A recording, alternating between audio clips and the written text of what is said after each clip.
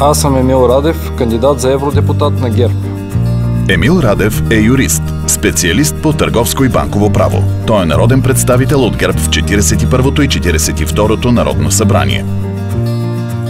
Като народен представител работех за защита на гражданите и изпаднали в невъзможност да заплащат задълженията си към банки и енергийни монополисти. Борих се, за да предпазя българския гражданин от кредитори, които го преследват до края на живота му. И през двата си мандата работих България да стане по-сигурно място за живеене с по-справедливо законодателство. Като евродепутат ще се боря да се подобри имиджа на страната ни в областта на правосъдието и вътрешния ред.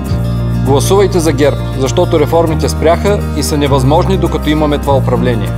По време на сегашното правителство няма икономически растеж и не се създават нови работни места. Ние трябва да върнем доверието в институциите, защото България няма време за губене. ГЕРБ, номер 18 в бюлетината. Купуването и продаването на гласове е престъпление.